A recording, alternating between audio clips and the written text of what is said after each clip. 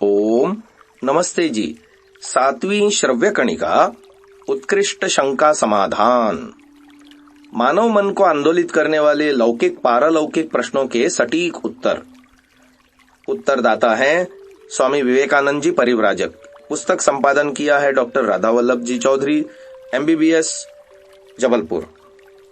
और पुस्तक प्रकाशन दर्शन योग महाविद्यालय, आर्यवन, रोजड़, गुजरात से हुआ है।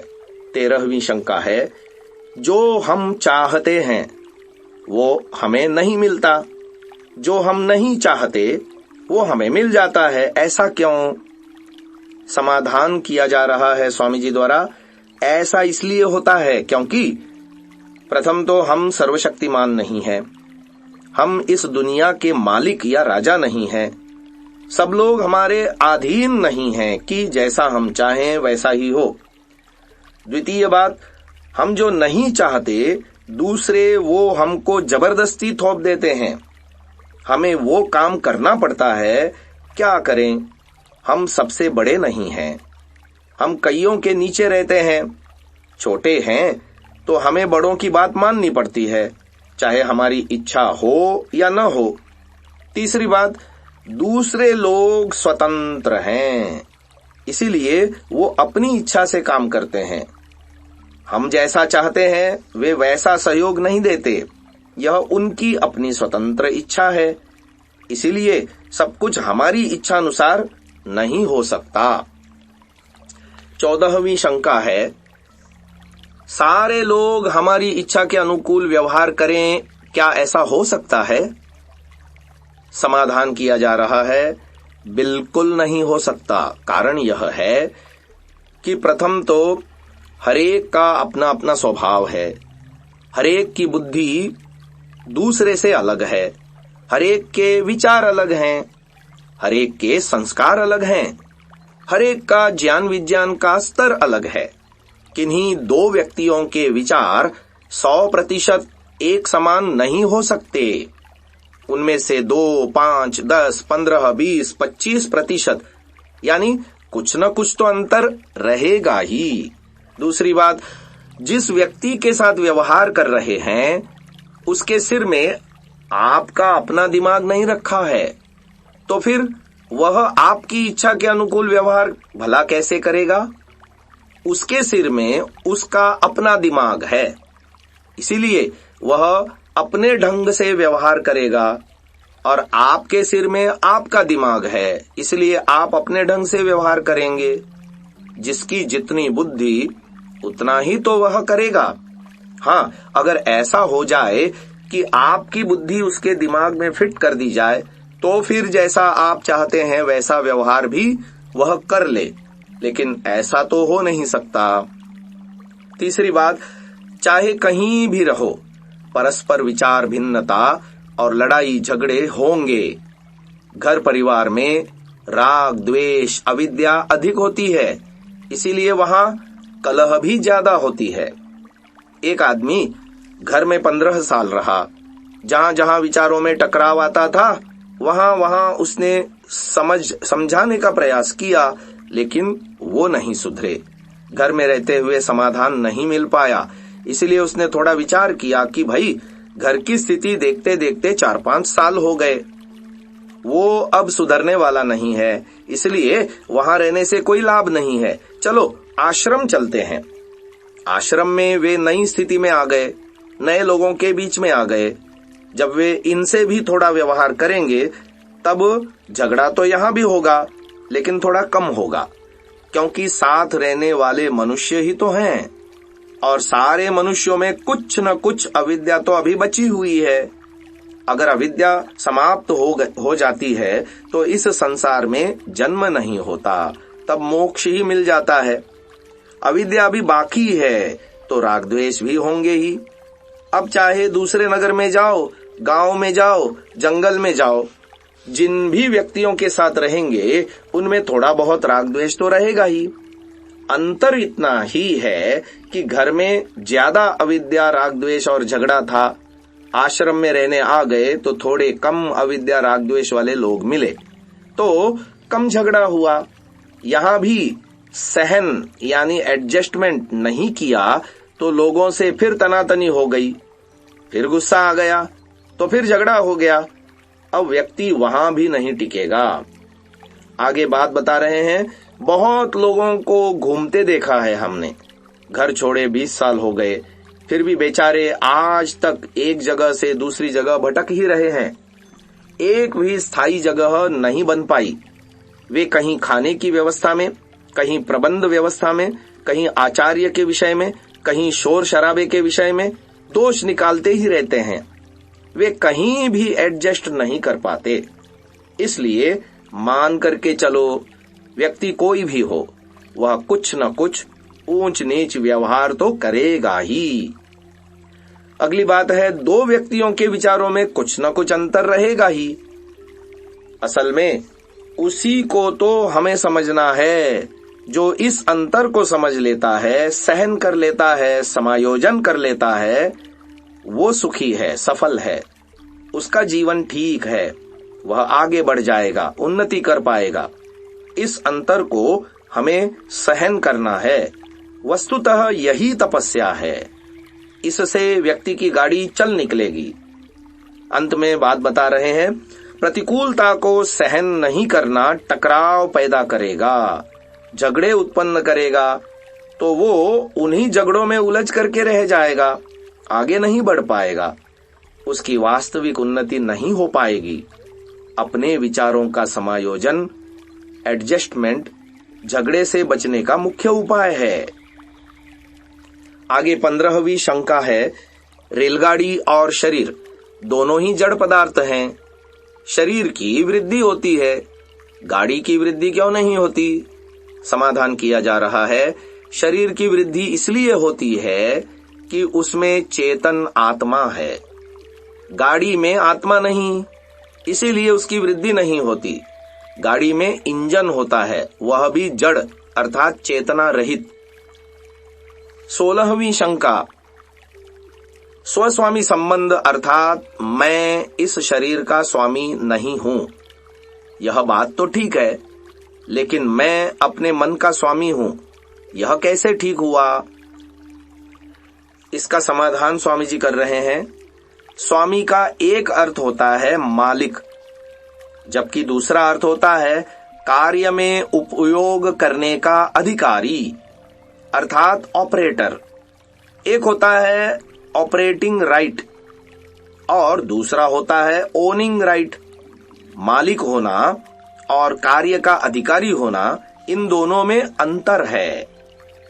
उदाहरण से समझें, एक सेठ ने बहुत बड़ी फैक्ट्री लगाई, बहुत सारे श्रमिक, कुछ क्लर्क, कुछ ऑफिसर और एक मैनेजर रख लिया। उस प्रबंधक यानी मैनेजर को यह अधिकार दे दिया कि यह तुम्हारा ऑफिस है, ये मोटर गाड़ी है, यह टेलीफोन है, यह स्टेशनरी है, यह फर्नीचर है, तुम इन सब का उपयोग करो, हमारी फैक्ट्री का प्रबंधन करो। जिस सेठ ने फैक्ट्री लगाई है वह उसका मालिक है और जो उसका सहायक है, प्रबंधक है, वो उसका ऑपरेटिंग मैनेजर है। वो केवल उन वस्तुओं का प्रयोग करने का अधिकारी है। वास्तव में वो प्रबंधक उसका मालिक नहीं है, लेकिन उसको अधिकार दिया गया है कि वो इन सब चीजों का फैक्ट्री के प्रबंध के लिए उपयोग कर ले। जैसे उन सारी चीजों का असली मालिक तो सेठ है, उसी ने सारा प्रबंध करके, फैक्ट्री सेटअप करके, ऑफिस बना करके मैनेजर को दिया। ठीक उसी प्रकार से जब यह कहा जाता है कि मैं इस शरीर का मालिक नहीं हूं, तो इसका अर्थ है कि मैं सेठ की तरह नहीं हूं, अपितु उस मैनेजर की तरह हूं। जब यह कहा जाता है कि मैं अपने मन रूपी साधन का स्वामी हूं, तब भी अर्थ वही है कि मैं आत्मा नामक मैनेजर, मन का प्रयोग करने का अधिकारी हूं। तो प्रश्न हुआ कि फिर सेठ कौन है? उत्तर है ईश्वर। सेठ ने फैक्ट्री लगाकर मैनेजर को प्रबंधन करने के लिए दी, ऐसे ही ईश्वर ने हमें शरीर, मन आदि बनाकर प्रयोग करने के लिए दिए। जब बाहर का कोई दूसरा व्यक्ति ऑफिस में कुर्सी तोड़ने लगेगा, तब मैनेजर कहता है, कुर्सी मत तोड़ना, यह मेरी कुर्सी है। वो किस अधिकार से ऐसा कह रहा है? वो ऑपरेटिंग मैनेजर है, इसलिए ऑपरेट करने के अधिकार का प्रयोग कर रहा है। वह उपयोग करने का मालिक है, वास्तव में मालिक नहीं। जैसे मैनेजर उस ऑफिस की वस्तुओं का अपनी इच्छानुसार प्रयोग करता है, इसी प्रकार से यह जीवात्मा ऑपरेटिंग मैनेजर है, इसलिए वो सब उपयोग तो करेगा, क्योंकि उसका अधिकार ईश्वर ने जीवात्मा को दिया है। मालिक यानी ईश्वर के अभिप्राय के अनुसार ही वो इन सब चीजों का प्रयोग करेगा। दोनों वाक्यों का तात्पर्य एक ही है। दोनों परिस्थितियों में स्मरण रहे कि हम इन वस्तुओं का प्रयोग करने के अधिकारी हैं, लेकिन हम इसके असली मालिक यानी ओनर नहीं हैं। आज की श्रव्य कणिका को इसी 16वीं शंका के साथ समाप्त करते हैं। ओम। 17वीं शंका को उठा रहे हैं। आत्मा हाड़ मांस से बने इस शरीर में रहना क्यों पसंद करती है? समाधान के रूप में स्वामी जी लिखते हैं, आत्मा को अविद्या के कारण यह हाड़ मांस का शरीर बहुत अच्छा लगता है। जब उसे समझ में आ जाता है तो उसकी अविद्या दूर होनी शुरू होती है। जब अविद्या दूर हो जाती है तो आत्मा इस शरीर में नहीं रहना चाहती। प्रश्न उठता है कि कहां जाना चाहती है? इसका उत्तर है, वह मोक्ष में जाना चाहती है। संपादकीय टिप्पणी दे रहे हैं राधा वल्लभ जी। 18वें कठिन प्रश्न और उसके उत्तर को समग्र रूप से समझने के लिए इस संसार में मौजूद शरीर, दौलत, शोहरत, परिधान और कोठी आदि सब चीजों को विद्या अविद्या के दृष्टिकोण से देखना पड़ेगा। इन्हें विवेक पूर्वक देखने से यह ज्ञात होगा कि तकरीबन सब के सब लोग इन शरीर, शोहरत आदि चीजों को हासिल करने के पीछे लगे हुए हैं और इनके पीछे लगने की वजह से इन व्यक्तियों के पीछे दुख लगा हुआ है। और एक दुख नहीं, अपितु एक के पीछे दूसरा और दूसरे के पीछे तीसरा दुख का तांता लगा हुआ है। आइए इसे समझें। आगे स्वामी जी अपनी व्याख्यान में कह रहे हैं, पहली बात यह है कि प्रथम दुख तो इस अनित्य संसार के अस्थायी रहने का दुख है। वस्तुतः यह अपनी हरेक पसंदीदा चीजों के बदलने और न रहने का दुख है। इसके बाद इन अस्थायी चीजों से लगातार सुख न मिलने का दुख और लगातार सुख लेने के प्रयास में लगे रहने पर उनसे ऊबने का दुख। इस दुख की वजह यह है कि सभी सांसारिक वस्तुओं से सुख मिलना थोड़ी देर के बाद बंद हो जाता है। इसके बाद आगे उस वस्तु के संपर्क से व्यक्ति ऊबने लगता है। यह तो अनित्यता की वजह से सांसारिक वस्तुओं से मिलने वाले दुख की चर्चा हुई। अब दूसरी बात यह है कि सभी सांसारिक वस्तुओं को कमाने, उन्हें खर्च करने यानी भोगने, उनकी रक्षा करने और उनकी बढ़ोतरी करने का जो काम किया जाता है वह मेहनत भरा, कष्टदायक होता है। मेहनत करने से कष्ट मिलता है। मेहनत चाहे शारीरिक हो या मानसिक, सबको कष्ट देती ही है। इसी तरह शारीरिक वस्तुओं की अशुद्धता के कारण दुख मिलता है। जैसे मनुष्य शरीर के पसीने, मल आदि से निकली बदबू आदमी को दुखी कर देती है। सुखदायक वस्तुओं का भोग करने से राग, द्वेष और अभिनिवेश नामक क्लेश पैदा होते हैं और फिर उससे हिंसा, झूठ आदि वितर्क उत्पन्न होते हैं। व्यक्ति इन्हें हितकर मानकर ग्रहण करता है। इन राग, द्वेष आदि क्लेशों से और हिंसा आदि वितर्कों से उसे हानि होती है। उस हानि से उसे इस जीवन में दुख मिलता है। साथ ही उनसे जाति, आयु और भोग रूपी दुख भी मिलता है। जाति अर्थात संसार में जन्म लेने से फिर दोबारा आध्यात्मिक, आदिभौतिक और आदिदैविक दुख मिलता है। यह सारे दुख संसार की सांसारिक वस्तुओं की अशुद्धता और अहितकर्ता के कारण से मिलने वाले दुख हैं। तीसरी बात यह है कि अर्जित किए गए अनित्य और अशुद्ध सांसारिक भोगों में सुख लेने के कारण भोगों में अतृप्ति होती है। इस अतृप्ति से दुख अनुभव होता है। फिर इस अतृप्ति के कारण उस भोग को और अधिक मात्रा में भोगने की इच्छा उत्पन्न होती है। उस बढ़ी हुई इच्छा की विद्यमानता से भी दुख उत्पन्न होता है और उस बढ़ी हुई इच्छा की पूर्ति न होने से भी दुख होता है। यह दुख परिणाम दुख कहता है।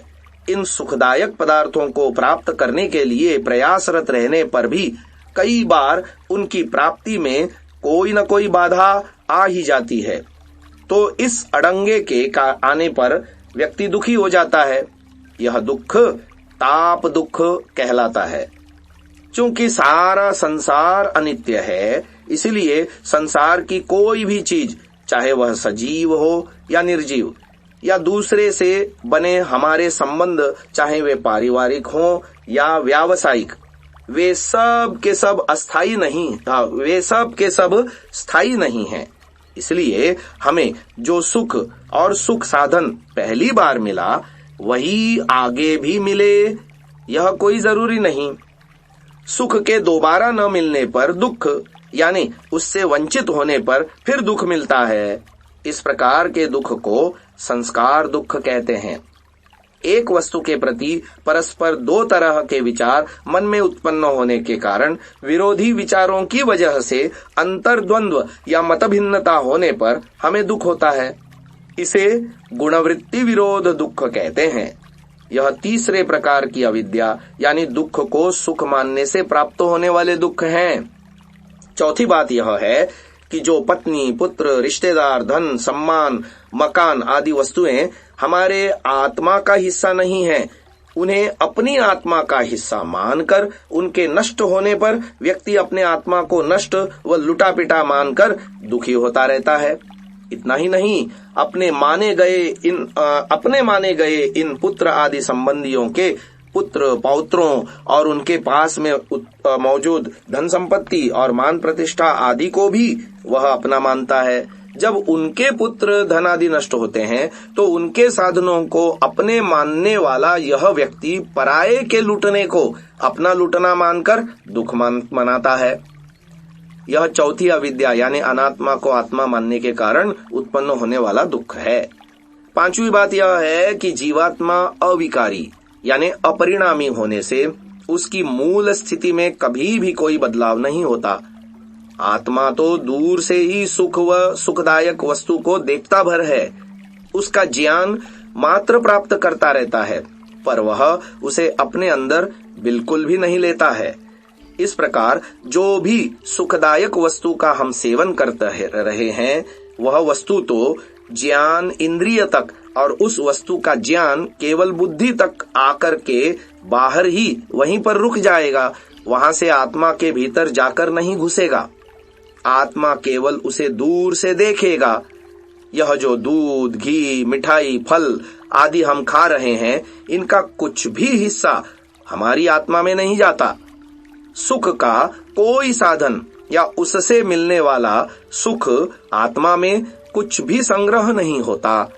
अब चाहे 1 किलो दूध पी लो या आधा किलो, 1 गुलाब जामुन खा लो या फिर 10 खा लो, सुंदर रूप देख लो, पसंदीदा गाना सुन लो, आत्मा में तो कुछ भी नहीं घुसने वाला। इनको खाने देखने से आत्मा जरा भी मोटी ताजी नहीं होगी। अगर वह सुखद वस्तु या उसका सुख आत्मा से जुड़ जाता तो आत्मा में सदा आनंद बना रहता, पर वह पदार्थ आत्मा में नहीं घुसता, मिश्रित नहीं होता। यही वजह है कि सुखदायक वस्तु से हमारा संपर्क समाप्त होते ही उससे मिलने वाला आनंद भी समाप्त हो जाता है। लौकिक सुख दुख, हानि लाभ जो होते हैं वे हमारी बुद्धि में घटित यानी चित्रित हो रहे हैं, लेकिन व्यक्ति उसे अपनी आत्मा में घटित मानता है। इसीलिए सुखद विषय वस्तु में मौजूद सारे गुण उसे अपने लगने लगते हैं। इसलिए व्यक्ति जब खीर आदि पदार्थों को खाएगा तो अनुभव करेगा कि यह जो खीर वह खा रहा है वह मेरी आत्मा में प्रविष्ट हो रहा है। वह मानने लगता है कि इसका सुख मेरे अंदर यानी मुझ आत्मा के अंदर पहुंचकर मेरे अंदर ही मुझे अनुभव हो रहा है। सोचता है यह सुख मेरे भीतर ही है। तब वह बुद्धि में सुख आया न बोलकर आत्मा में सुख आया बोलता है। इसी प्रकार वह बुद्धि के विकार को आत्मा का विकार मानकर झूठ मूठ सुखी दुखी होकर अपनी सारी जिंदगी बिता देता है। मरते समय जब शरीर और सुख साधन छूटकर आत्मा से अलग हो जाते हैं तो उसे पता चलता है कि सुख और सुख साधनों के घटने बढ़ने से मैं आत्मा छोटा बड़ा सुखी दुखी नहीं होता हूं। इस प्रकार संसार के चक्कर में पड़कर जीवात्मा सब तरफ से लुट पिट कर लक्कड़ जैसा हतप्रभ खड़ा रहता है, भौचक्का रह जाता है। इतनी भूमिका को जानकर अब आइए अगली शंका को समझने की ओर रुख करें, जो कि हम आने वाली श्रव्य कणिका में आपको समझाएंगे। इसे यहीं विराम देते हैं। ओम। 9वीं श्रव्य कणिका 17वें प्रश्न के रूप में पूछा गया था, आत्मा हाड़ मांस से बने इस शरीर में रहना क्यों पसंद करती है। इसके उत्तर में अविद्या का स्वरूप और दुखों के प्रकार का विस्तृत विवेचन इस प्रश्न के उत्तर में किया गया और पूर्व भूमिका रखते हुए संपादकीय टिप्पणी के साथ अब अगली 18वीं शंका आज की है। मनुष्य ईश्वर की सर्वोत्तम कृति है। वह इस संसार में रहते हुए मोक्ष प्राप्ति का प्रयत्न करता है, तब यह संसार मूढ़ व्यक्ति के लिए है। यह बात कैसे उचित हुई, इसका समाधान किया जा रहा है। ये दो अलग अलग बातें हैं। प्रश्नकर्ता ने इन दोनों को मिला दिया है। इस संसार में मनुष्य ईश्वर की सर्वोत्तम कृति है, यह एक अलग बात है, अलग प्रसंग है। जैसे गाय, घोड़े, कुत्ते, बिल्ली, सूअर, मक्खी आदि की तुलना में मनुष्य सबसे उत्तम है, यह तो ठीक बात है, इसमें कोई आपत्ति नहीं है। अब दूसरी बात देखिए कि क्या मनुष्य पूरी तरह से सुखी है। सारी पृथ्वी पर राज्य करने वाला कोई चक्रवर्ती राजा ही क्यों न हो, चाहे अमेरिका का प्रेसिडेंट ही क्यों न हो, बुश जैसा हो, बिल गेट्स जैसा हो, चाहे कितना ही बलवान हो, कितना ही प्रतिष्ठित हो, क्या वो पूरी तरह से सुखी है? नहीं है ना। क्या मनुष्य सब दुखों से छूट गया है? नहीं। जो भी मनुष्य शरीरधारी हैं, कहीं न कहीं कुछ न कुछ दुख उसको भोगने ही पड़ते हैं। अब आपको यह सुनकर बड़ा आश्चर्य होगा कि संसार में रहना कोई बुद्धिमत्ता का काम नहीं है। क्यों नहीं है, समझ लीजिए। क्या दुख भोगना बुद्धिमत्ता है या सुख भोगना? सुख भोगना ही बुद्धिमत्ता है। और क्या संसार में सुख मिलता है? नहीं, संसार में कोई भी व्यक्ति ऐसा नहीं है जो पूरी तरह से सुखी हो। इसका अर्थ हुआ कि पूर्ण बुद्धिमान तो कोई हुआ ही नहीं। तो बताओ, संसार में रहना बुद्धिमत्ता कैसे हुई? संसार में दुख मिलता है, दुख भोगना बुद्धिमत्ता नहीं है। इसीलिए कहा जाता है कि यह संसार मूढ़ व्यक्तियों के लिए है, क्योंकि जिसने संसार में जन्म लिया उसने कुछ न कुछ दुख भोगा ही है, दुख भोगना ही पड़ेगा। उसने संसार में जन्म लेकर दुख भोगा है, तो इसका अर्थ हुआ कि अभी उसमें कुछ न कुछ मूढ़ता अर्थात कुछ अविद्या बाकी है। अविद्या को मारने के लिए ही हमें मनुष्य जन्म मिला है। मनुष्य जन्म प्राप्त किया है तो समाधि लगाओ, शास्त्र पढ़ो, समाज की सेवा करो, निष्काम कर्म करो और मोक्ष में जाओ। संसार में पड़े पड़े दुख मत भोगो। जो अपनी अविद्या को यहाँ पर मार डालता है, उखाड़ देता है, फिर वह पूर्ण बुद्धिमान हो जाता है, फिर उसकी मुक्ति हो जाती है। जब मुक्ति हो जाती है तो वह इस दुखमय संसार से छूट जाता है। मुक्ति में उसको शाश्वत सुख मिलता है। मनुष्य अविद्या को यहाँ पर उखाड़ कर पूर्ण बुद्धिमान होकर मोक्ष में जाकर पूर्ण सुख भोगता है। और जो संसार में बाकी बचे हैं वे मूढ़ बार बार जन्म लेकर दुख भोगेंगे। इन मूढ़ व्यक्तियों में से जो बुद्धिमान हो जाएगा वह संसार में जन्म नहीं लेना चाहेगा, मुक्ति में जाता है। इसीलिए कहा जाता है कि संसार मूढ़ व्यक्तियों के लिए है, बुद्धिमानों के लिए नहीं। संसार में जन्म लिया अर्थात अभी मूढ़ता बाकी है, उसको दूर करना है। यही तो मनुष्य जीवन का उद्देश्य है। आगे 19वीं शंका है, ईश्वर ने मनुष्यों और अन्य प्राणियों को सुख दुख भोगने के लिए जन्म दिया है, ऐसा क्यों है? समाधान किया जा रहा है। इसका समाधान यह है कि सुख दुख भोगने के लिए मनुष्यों को संसार में ईश्वर ने जन्म दिया।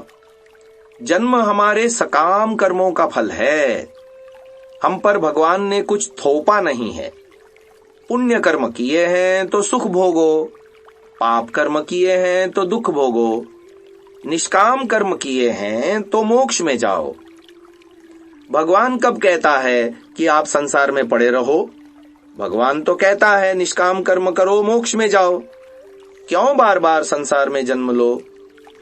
संसार में नहीं, मोक्ष में रहना बुद्धिमत्ता है, क्योंकि मोक्ष में सुख मिलता है, यहां संसार में दुख मिलता है। इसीलिए जितना जल्दी हो सके मोक्ष में जाओ। योगी समाधि में थोड़ी देर के लिए सुख भोगते हैं, लेकिन इस शरीर से पीछा छुड़ाना चाहते हैं, इसीलिए बैठकर समाधि लगाते हैं। यहां एक व्यक्ति ने पूछा, संसार में रहना अच्छा है, संसार में तो हम काम करते हैं, मोक्ष में निकम्मे बैठकर क्या करेंगे? तो मैंने कहा, मोक्ष में काम नहीं करना है, वहां मौज मस्ती करनी है। इसे निकम्मापन नहीं कह सकते। मोक्ष वास्तव में छुट्टियां मनाने का अवसर है। संसार में रहते हुए पता नहीं कितने जन्म हो गए, यहां रहते रहते इतने लाखों करोड़ों साल हो गए, थक गए, बोर हो गए। इसीलिए अब इससे मुक्ति चाहिए। इसे इस तरह से समझिए, आप 5 दिन काम करते हैं तो 2 दिन छुट्टी क्यों मनाते हैं? उसे आप निकम्मापन कहते हैं क्या? विदेशों में 5 days वीक होता है, अपने यहाँ 6 दिन काम करते हैं, 1 दिन छुट्टी मनाते हैं, तो क्या छुट्टी को निकम्मापन कहेंगे?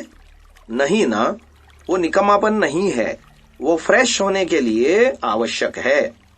आप 7वें दिन 8वें दिन काम नहीं कर सकते। 6 दिन आदमी काम कर करके थक जाता है, 1 दिन छुट्टी मनाने को चाहिए, मौज मस्ती करो, फ्रेश हो जाओ, 8वें दिन फिर काम करेंगे। आगे 20वीं शंका आती है, क्या वेदों में नाचने यानी डांस करने का विधान है? अगर है तो किस लिए? इसका समाधान किया जा रहा है, वेद में सिर्फ इतना नहीं लिखा कि सारे बस मोक्ष में ही जाओ। वेद में ऐसा नहीं लिखा कि डांस मत करो, धंधा मत करो। वेद में सब विहित कर्मों का विधान है, अर्थात नौकरी करो, व्यापार करो, खेती करो, उद्योग धंधे चलाओ, फैक्ट्रियां चलाओ, कारखाने चलाओ, विद्वान बनो, राजा बनो, क्षत्रिय बनो, साइंटिस्ट बनो, पायलट बनो, शादी करो, बच्चे उत्पन्न करो, उनका पालन करो, उन्हें विद्वान बनाओ, उनको देशभक्त बनाओ, ईमानदार बनाओ, और गीत भी गाओ, संगीत भी बजाओ, और डांस यानी नृत्य भी करो। इन सारे कार्यों को करो, पर इनकी सीमाएं हैं और विकल्प यानी ऑप्शन हैं। जिसको यहाँ संसार के सारे सुख लेने हों, वो संसार का सुख ले, और जिसको मोक्ष में जाना हो वो मोक्ष में जाए। दोनों के लिए अलग अलग विकल्प हैं। सबके लिए सारे काम अनिवार्य यानी कंपलसरी नहीं है। जिसकी डांस करने की इच्छा नहीं है, उस पर थोपा थोपी नहीं है कि तुम्हें डांस करना ही पड़ेगा। जिसकी मोक्ष में जाने की रुचि नहीं, तो उसके लिए भी कोई जबरदस्ती नहीं है कि तुमको मोक्ष में जाना ही पड़ेगा। आपकी इच्छा है, मत जाओ। डांस करने की भी एक सीमा है। अपने जो प्राचीन भारतीय नृत्य होते थे, शास्त्रीय नृत्य, उनकी परंपरा अभी भी कुछ बची हुई है, जैसे कि कथकली, भरतनाट्यम। इस तरह के जो शास्त्रीय नृत्य यानी क्लासिकल डांस होते हैं, वो अच्छे होते हैं।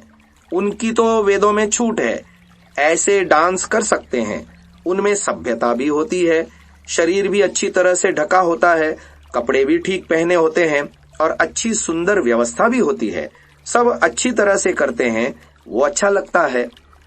जिसकी अभी मोक्ष में रुचि नहीं है, जिसको वैराग्य नहीं हुआ है तो वह अपना टाइम पास कैसे करेगा? उसको अपना टाइम पास करने के लिए मनोरंजन चाहिए। वो अच्छे गीत गाए, अच्छे डांस करे, वेस्टर्न वाले डांस नहीं, ऐसे उल्टे सीधे वो हड्डियां वड्डियां तोड़ के करते हैं वैसा ब्रेक डांस नहीं करना, उससे मन बुद्धि खराब होती है। जो अपने भारतीय ढंग के डांस हैं वे अच्छे हैं, उससे चित्त शुद्ध रहता है। अपने भारतीय संगीत अच्छे हैं, शास्त्रीय संगीत, क्लासिकल म्यूजिक, जिनमें राग भैरवी, बागेश्वरी और इस प्रकार अच्छे अच्छे मालकौंस आदि राग हैं, वे सब गा सकते हैं। उनमें भी प्रधानता ईश्वर भक्ति की रहनी चाहिए। भरतनाट्यम, कथकली और दूसरे कुचिपुड़ी आदि भारतीय नृत्य होते हैं, इनमें बहुत सारी ईश्वर उपासना की बातें भी होती हैं। इनमें बहुत सारी धार्मिक लोक कथाओं के माध्यम से ईश्वर भक्ति का मंचन होता है। अर्थात भरतनाट्यम आदि नृत्य में जो हाव भाव दिखाए जाते हैं वे हमें ईश्वर की ओर श्रद्धा भक्ति उत्पन्न कराते हैं। वे पश्चिमी नृत्यों की तरह काम वासना को नहीं जगाते। इसीलिए जिनकी डांस में रुचि हो वे ऐसे अच्छे नृत्य कर सकते हैं। आज की श्रव्य कणिका को यहीं विराम देते हैं। ओम। 10वीं श्रव्य कणिका, उत्कृष्ट शंका समाधान। 21वीं आज की शंका है, क्या सोचने में दोष होने से व्यक्ति सुख से जीना चाहने पर भी सुख से नहीं जी सकता? समाधान किया जा रहा है, हाँ, यह बिल्कुल ठीक बात है।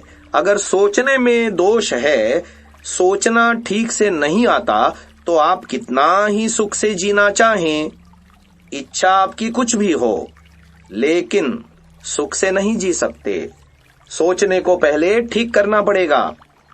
जिसका सोचने का ढंग ठीक है वही सुखी है, और जिसका सोचने का ढंग गलत है वो दुखी है। प्रश्न उठता है कि सोचने का सही ढंग क्या है? उत्तर है वही 3 शब्द, कोई बात नहीं।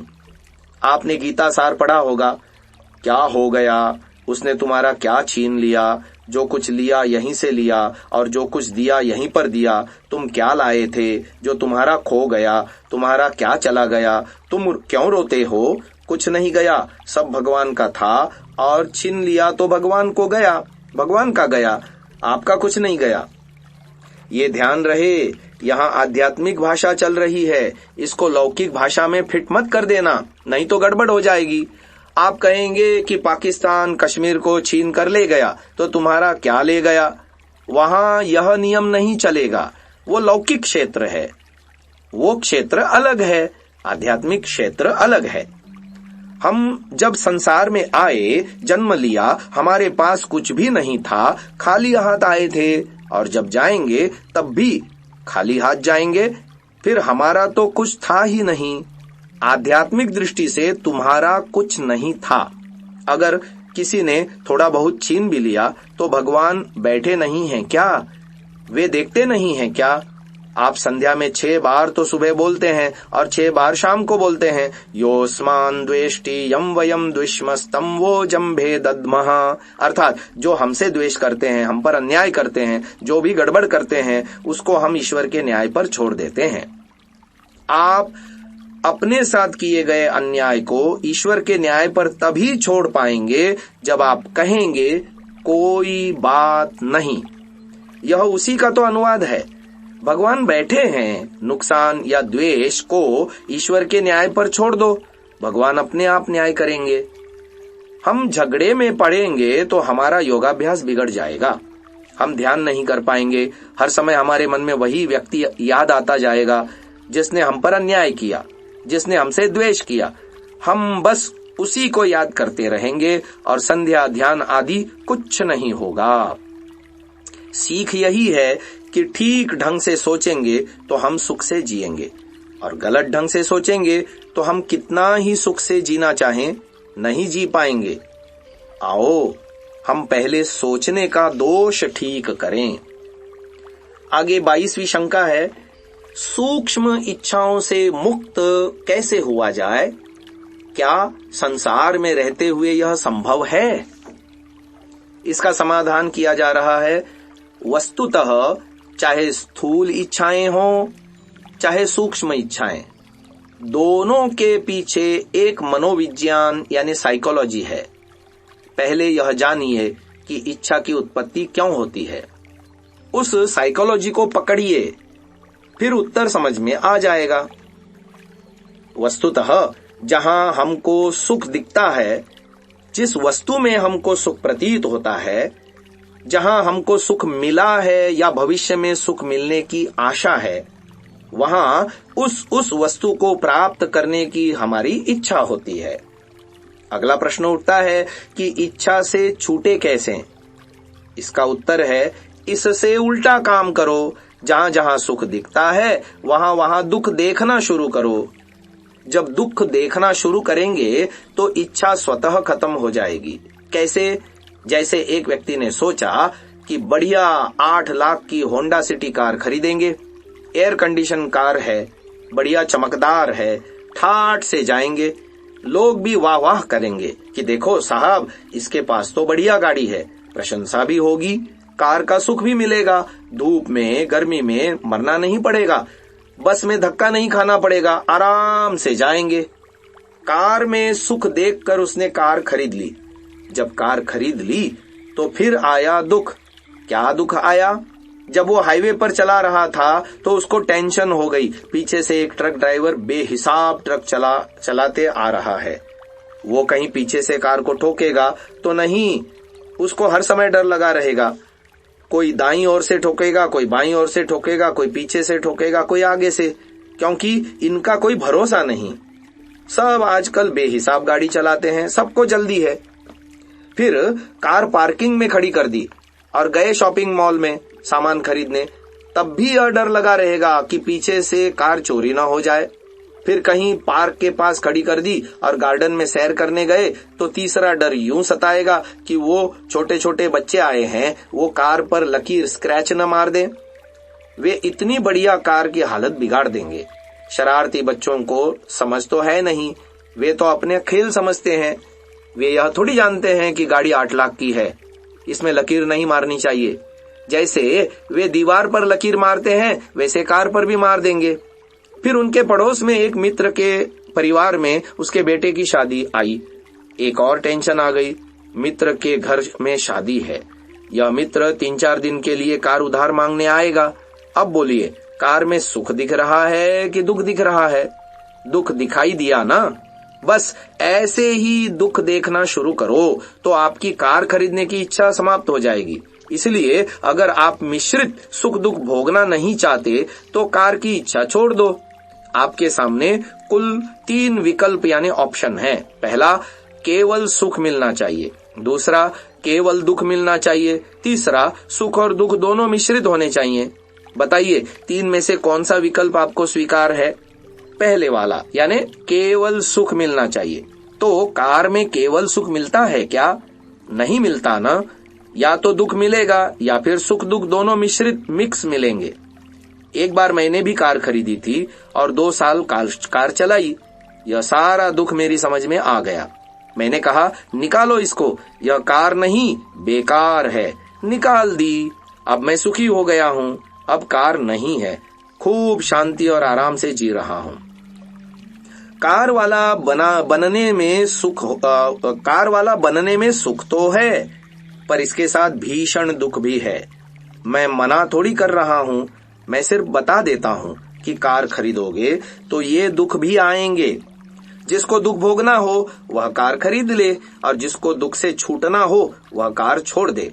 मुझे छूटना था, मैंने कार छोड़ दी, अब मैं सुखी हो गया। मैं जहां जाता हूं वहीं कार मिल जाती है। बोलो क्या घाटा हुआ? आपके पास तो घर में 2-2 कारें होंगी, 3 कारें होंगी, मेरे पास तो 1000 कारें हैं। जिस नगर में जाता हूं वहीं सामने 6 कारें खड़ी रहती हैं। एक व्यक्ति कहता है आप मेरी गाड़ी में बैठो, दूसरा कहता है मेरी गाड़ी में बैठो। अब आप ही बताओ मुझे क्या कमी है, फिर मैं क्यों कार खरीदूं? समझ में बात आ गई। आप सोचते होंगे हम भी ऐसा ही कर लेंगे। अगर ऐसा करना है तो मेरी तरह सन्यासी बनना पड़ेगा, या घर बार छोड़ना पड़ेगा, वैराग्य उत्पन्न करना पड़ेगा, तपस्या करनी पड़ेगी। इतनी सारी कारें ऐसे ही थोड़ी मिलती हैं। इच्छाओं को इस तरह से जितना हो सके कम करते जाएं। संसार में सुख नहीं दुख देखें, केवल मोक्ष में ईश्वर में सुख देखें। इसके अलावा इच्छाओं से छूटने का और कोई तरीका नहीं है। आगे 23वीं शंका आ रही है। सुंदर शरीर, कपड़े, गाड़ी, सुंदर काले बाल, पूरी लंबाई, इसका क्या महत्व है? समाधान किया जा रहा है। सुंदर शरीर, सुंदर कपड़े, गाड़ी, चमकदार मकान, बंगला, काले बाल और अच्छी हाइट, लंबाई, इसका महत्व यह है कि इसको देखकर व्यक्ति संसार में फंसता है। चमक दमक वाली चीजों को देखकर व्यक्ति का दुनिया में राग बढ़ता है, जो कि बंधन को बांधने वाला है।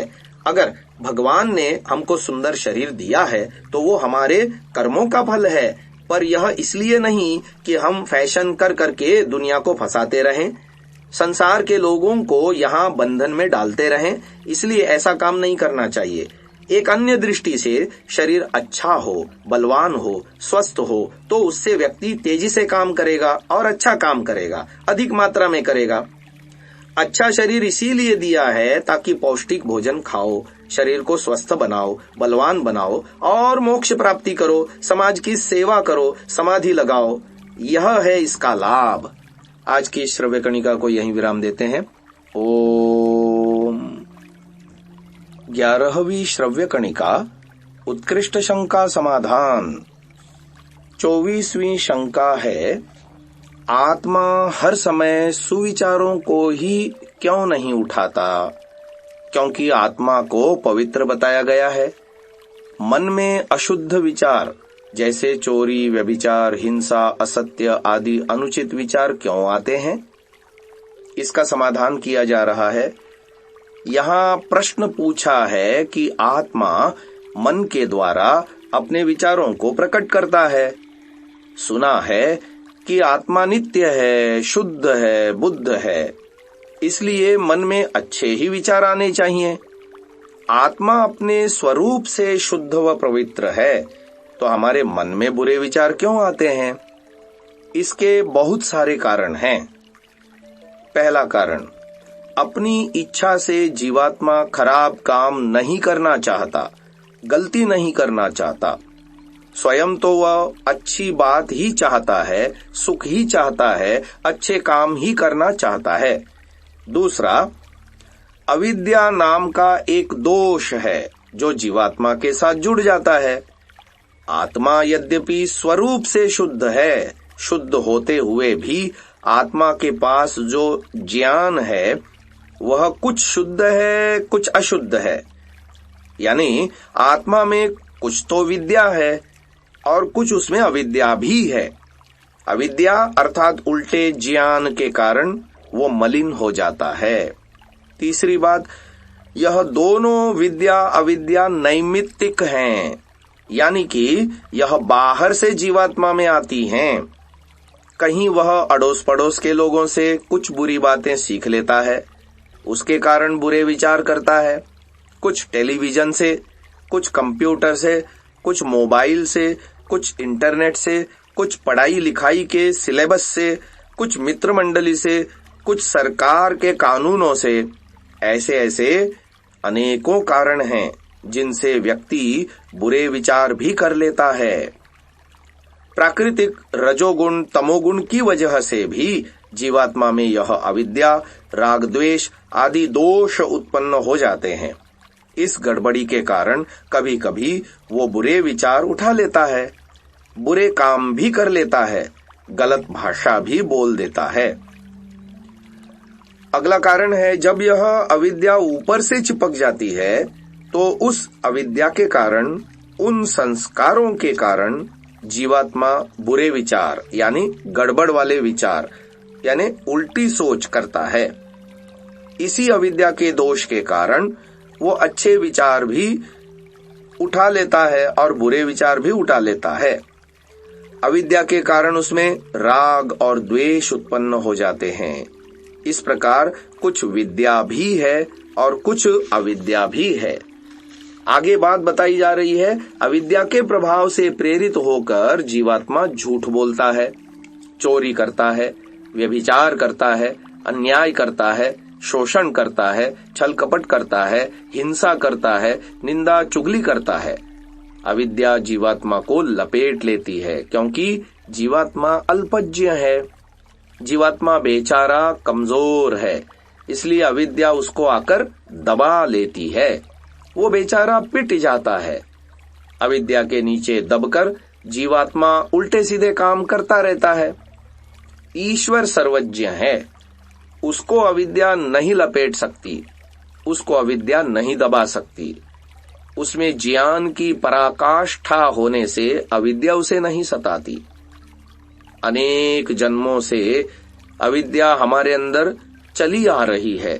जब व्यक्ति अविद्या को दूर कर लेता है तो हर समय सुविचार ही उठता है। प्रयास करना चाहिए कि बुरे विचारों से बचें, बुरे विचारों को रोकें, अच्छे विचार करें, अच्छी भाषा बोलें, अच्छे कर्म करें। ऐसा हमको पूरा यत्न करना चाहिए। इसका उपाय है वेदों का अध्ययन, ईश्वर का ध्यान और निष्काम सेवा। आगे 25वीं शंका है, ज्ञान बिना कर्म नहीं, तो मोक्ष के लिए पतंजलि निर्दिष्ट अष्टांग योग पढ़ना, समझना, आचरण में लाना क्यों काफी नहीं है? हरेक दर्शन, वेद आदि पढ़ना क्यों जरूरी है? इसमें तो पर्याप्त समय लगेगा। स्वामी जी समाधान कर रहे हैं। इन 2 प्रश्नों के उत्तर निम्नलिखित हैं। मुक्ति भी कोई जल्दी थोड़े ही मिलने वाली है। मुक्ति प्राप्त करने में समय तो लगेगा। दूसरी बात, सारे दर्शन पढ़ने होंगे। केवल योग दर्शन से काम नहीं चलेगा। केवल एक शास्त्र पढ़ने से हमारा ज्ञान विज्ञान उतना विकसित नहीं होता। उसका ज्ञान बहुत संक्षिप्त और सीमित रहता है। बहुत सी बातें समझ में नहीं आती। मन में प्रश्न उठेंगे, ईश्वर को क्यों मान लो, पुनर्जन्म को क्यों मान लो, मुक्ति को क्यों मान लो। इन प्रश्नों का उत्तर कहां से लाएंगे? इनका उत्तर योग दर्शन तो नहीं देगा, और योग दर्शन देगा तो सीधा सीधा वाक्य बोल देगा, हाँ भाई ईश्वर होता है, सबका गुरु है, अनादि काल से है, अनंत काल तक रहेगा। इतने में तो आपको संतोष नहीं होगा।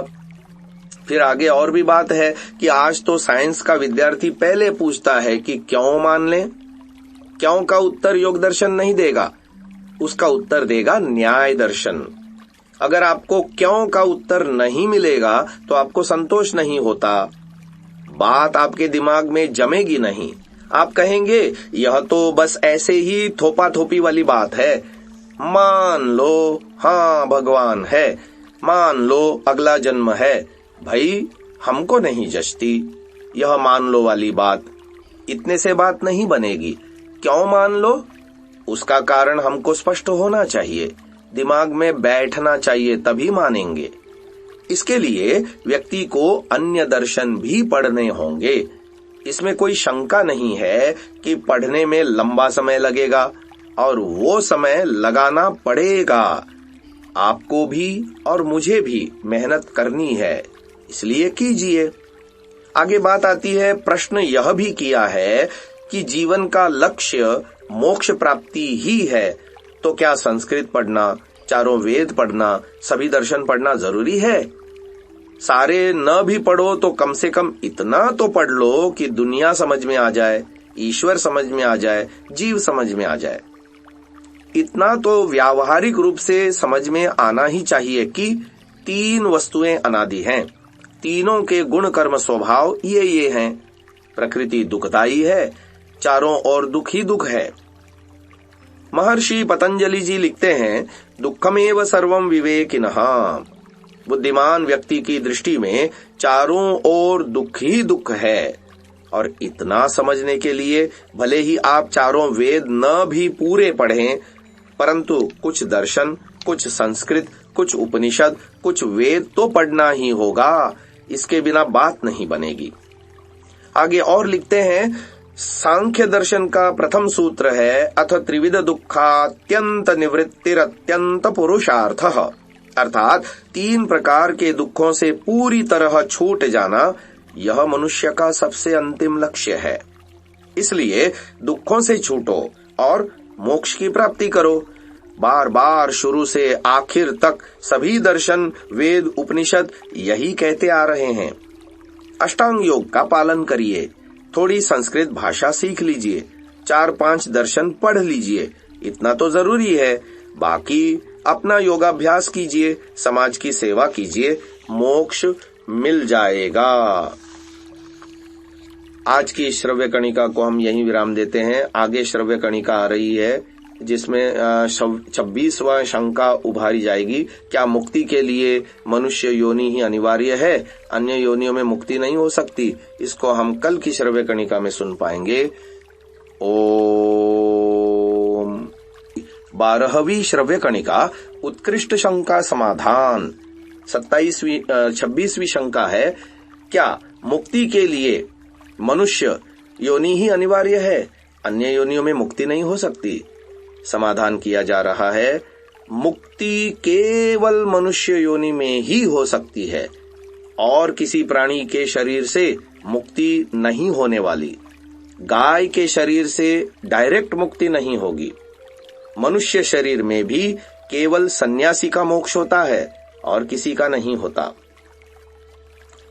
आगे 27वीं शंका है, क्या कीट पतंग, सर्प, जीव जंतु आदि मोक्ष प्राप्त कर सकते हैं?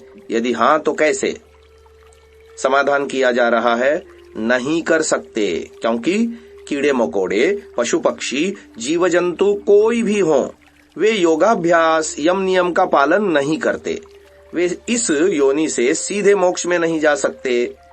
मोक्ष के लिए सबका एक ही रास्ता है, सभी को उसी रास्ते से चलना पड़ेगा। ईश्वर का न्याय सबके लिए एक समान है, वहां कोई अन्याय नहीं, कोई पक्षपात नहीं। ये कीड़े मकोड़े, पशु पक्षी अपने कर्मों का दंड भोग कर लौट कर वापस मनुष्य बनेंगे। पशु पक्षी अपना दंड भोग करके जब मनुष्य योनि में आएंगे तो किसके घर में जन्म लेंगे? ये कीड़े मकोड़े जब मनुष्य बनेंगे तो पहल शूद्र परिवार में, यानी शूद्र माता पिता के घर में जन्म लेंगे।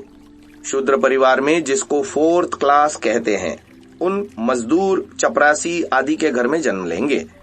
फिर वहां अच्छे कर्म करेंगे तो आगे प्रमोशन हो जाएगा। शूद्र व्यक्ति जब पुण्य कर्म जमा करेंगे तो 4th क्लास से 3rd क्लास वैश्य परिवार में आएंगे। फिर आगे और अच्छे कर्म करेंगे तो 2nd क्लास क्षत्रिय परिवार में प्रमोशन हो जाएगा। उसके बाद और अच्छे कर्म करेंगे तो 1st क्लास ब्राह्मण परिवार में जन्म होगा। ब्राह्मणों में भी और ऊंचे ब्राह्मण के यहाँ जन्म लेंगे, और जब और अच्छे कर्म करेंगे तो उसको 1st क्लास सुपर बोलते हैं। और अच्छे कर्म करेंगे तो फिर सन्यासी बन जाएंगे, और सन्यासी बन करके समाधि लगाएंगे, तब मोक्ष मिलेगा। सबके सब लोगों को इसी एक रास्ते पर चलना है। अच्छे लोग अच्छे कर्म करेंगे तो अच्छे घर में जन्म मिलेगा, वहीं से और अच्छे संस्कार मिलेंगे, फिर और अच्छे कर्म करेंगे। एक बच्चे ने न्यायाधीश के घर में जन्म लिया और एक बच्चे को धोबी के घर में जन्म मिला। क्या यह दोनों का कर्मफल नहीं है ना? तो उनके कर्मों में कुछ ऊंचा नीचापन तो होगा ही। उसको ऊंचे परिवार में जन्म क्यों मिला? उसने पूर्व जन्म में अच्छे काम किए होंगे। अब इस न्यायाधीश के घर में जन्म लेकर उसे बचपन से ही अच्छे बुद्धिमान माता पिता मिल गए। वे उसको अच्छे संस्कार देंगे, अच्छी बातें सिखाएंगे और वो खूब तेजी से आगे बढ़ेगा। और जिसको धोबी के घर में जन्म मिला, उसने अच्छे कर्म नहीं किए थे, इसीलिए अच्छे परिवार में जन्म नहीं मिला। यह है पूर्व जन्म में किए कर्मों का फल। जिसने जितना कर्म किया उतना उसको फल मिला। आगे उसको नया अवसर है, फिर आगे पुरुषार्थ करें। इस प्रकार से पशु पक्षी कीट पतंग भी आगे चल के मनुष्य बनकर मोक्ष प्राप्त कर सकेंगे। 28वीं शंका है, मोक्ष से लौटने के बाद पहला जन्म शूद्र परिवार में क्यों मिलेगा? समाधान किया जा रहा है, मोक्ष से लौटने के बाद प्रथम जन्म शूद्र परिवार में मिलेगा, क्योंकि महर्षि दयानंद जी ने ऋग्वेद प्रथम मंडल 24वां सूक्त मंत्र संख्या 2 इसके भाष्य में लिखा है कि जो आत्माएं मुक्ति से लौटती हैं उनके पुण्य और पाप तुल्य यानी बराबर होते हैं। पहले के लौकिक सुख प्राप्ति के लिए किए गए सकाम कर्म जनित पाप पुण्य उनके जमा रहते हैं और अपने कर्मानुसार पाप पुण्य तुल्य होने से शूद्र माता पिता के यहाँ जन्म लेकर वो शरीर धारण करते हैं। जब पाप पुण्य तुल्य होते हैं तब साधारण मनुष्य का जन्म होता है। यह वेद की बात है, हमारे घर की बात नहीं। दूसरी बात, कोई भी यात्रा शून्य अर्थात 0 किलोमीटर से आरंभ यानी स्टार्ट होती है। शूद्र परिवार 0 किलोमीटर है। 0 मध्य में होता है, बाईं तरफ माइनस और दाहिनी तरफ प्लस होता है। शूद्र से बाईं तरफ पशु पक्षी पेड़ पौधे यानी माइनस है और दाईं तरफ ब्राह्मण परिवार प्लस है। इसलिए मोक्ष से लौटकर पहला जन्म 0 यानी शूद्र परिवार में मिलेगा। आप घर से चले मुंबई तो कहां से किलोमीटर गिनना शुरू करेंगे? अपने घर से, वो है 0। फिर 1 किलोमीटर चले तो 1 किलोमीटर यात्रा पूरी हो गई। तो शुरुआत कहां से होती है? 0 से। इसी प्रकार से मुक्ति से जब लौट के आए तो नई यात्रा चली। मुक्ति के लिए भी यात्रा 0 से ही शुरू होगी ना। 0 अर्थात शूद्र परिवार, सामान्य जन्म, साधारण मनुष्य, यहीं से यात्रा शुरू होती है। इसीलिए मुक्ति से लौटकर आने वाले आत्मा को भगवान शूद्र के घर में जन्म देता है। अब यहां से आपकी यात्रा शुरू हुई, इसलिए मेहनत करो। कोई एक जन्म में 10-20 मील पार करेगा, कोई 40 मील पार करेगा। पशु पक्षी से लौटकर शूद्र बना, शूद्र के बाद वैश्य बना, फिर क्षत्रिय बना, फिर ब्राह्मण, फिर सन्यासी बना और फिर मोक्ष की प्राप्ति। जैसा कि पहले बताया था, 10-10 मील पार करते जाएं। यह सामान्य नियम है कि शूद्र, वैश्य, क्षत्रिय और ब्राह्मण, फिर सन्यासी और अंत में मोक्ष। एक व्यक्ति ज्यादा जोर से दौड़ लगाएगा तो वो सीधा 40 मील भी पार कर जाएगा, किंतु आगे जाकर ठंडा पड़ जाएगा। दूसरे काम शुरू किए तो 20 मील वापस भी आ जाएगा। यह अप डाउन तो होता रहता है। सामान्य नियम यह है कि क्रमशः उत्तरोत्तर उन्नति होगी और उसमें जो ऊंचे नीचे स्तर बन रहे हैं वो कर्म के आधार पर हैं, जन्म के आधार पर नहीं है। कर्म से व्यक्ति ब्राह्मण, क्षत्रिय, वैश्य, शूद्र माना जाता है। यदि अच्छे कर्म करेगा तो अच्छे बुद्धिमान के यहाँ जन्म लेगा। यह कर्म फल है, मुफ्त में नहीं मिला। कर्म के आधार पर ही उसको अगला फल यानी जन्म मिला और आगे उन्नति का अवसर जन्म से ही मिलेगा। वो पिछले कर्म का फल भोगेगा। और कोई अपवाद इस प्रकार भी होता है कि पहले 200, 500, 1000 जन्म भोग चुका, अच्छे कर्म भी किए, बुरे भी किए, सब तरह के कर्म कर बहुत सारे संस्कार जमा कर लिए, फिर एक जन्म में शूद्र के घर में पैदा हुआ। अब पिछली बहुत सारी संपत्ति यानी संस्कारों की थी, उसके बाद फिर कोई घटना देख ली, जैसे महर्षि दयानंद जी ने देख ली, महात्मा बुद्ध ने देख ली, ऐसी और कई लोगों ने संसार की घटनाएं देख ली। उन घटनाओं को देखकर उनके मन में वैराग्य जग गया। जो पिछले हजारों जन्मों की कमाई थी वो उद्बुद्ध हुई। अब इसी जन्म में उसने खूब पुरुषार्थ किया तो शूद्र या क्षत्रिय परिवार में पैदा होकर के भी सीधा ब्राह्मण बन सकता है। पर यह अपवाद है। हमारे गुरुजी स्वामी सत्यपति जी महाराज का जन्म तो ऐसे ही साधारण मुस्लिम परिवार में हुआ था। अब फिर घटनाएं देखी, वैराग्य हो गया, फिर खूब जोर लगाया, आज देखो कहां पहुंच गए हैं। जिस व्यक्ति ने 20 वर्ष तक की उम्र तक क ख ग भी नहीं सीखा हो, आज वह वेदों का विद्वान और कितने ऊंचे स्तर का योगी, तपस्वी और कितना शास्त्रों का पंडित और कितना काम करने वाला व्यक्ति, कितनी संस्कृत भाषा जानने वाला बन गया। यह कोई साधारण बात है? हो सकता है इसी जन्म में इनकी मुक्ति हो जाए, यह इनका अंतिम जन्म भी हो, और अगर मान लिया कुछ कमी रह गई तो 1-2 जन्म और लेना पड़ेगा, बस फिर गाड़ी मोक्ष के स्टेशन पर ही जाकर रुकेगी। अब जब इतने महान पुरुष देख रहे हैं तो इनको देखकर हम प्रेरणा ले सकते हैं। मुक्ति वाला तो आएगा नहीं हमें प्रेरणा देने के लिए, उसके लिए तो भगवान ने मना कर दिया कि तुम मत करो संसार को प्रेरित, तुम्हारे बस का नहीं है, यह हमारा ही काम है, हम कर लेंगे। तो ऐसे ऐसे महान पुरुषों को देख करके हम बहुत सी प्रेरणा ले सकते हैं कि इतने साधारण परिवार में जन्म लेकर भी इतनी ऊंचाई तक पहुंच गए। तात्पर्य है कि व्यक्ति बहुत तीव्र गति से भी उन्नति कर सकता है, पर वो अपवाद स्वरूप होते हैं। ऐसे लोगों की संख्या बहुत कम होती है। सामान्य नियम तो वही है, स्टेप बाय स्टेप चलना, अर्थात पहले शूद्र, फिर वैश्य, क्षत्रिय, ब्राह्मण, सन्यासी और फिर मोक्ष। आज की इस चर्चा को यहीं विराम देते हैं। ओम।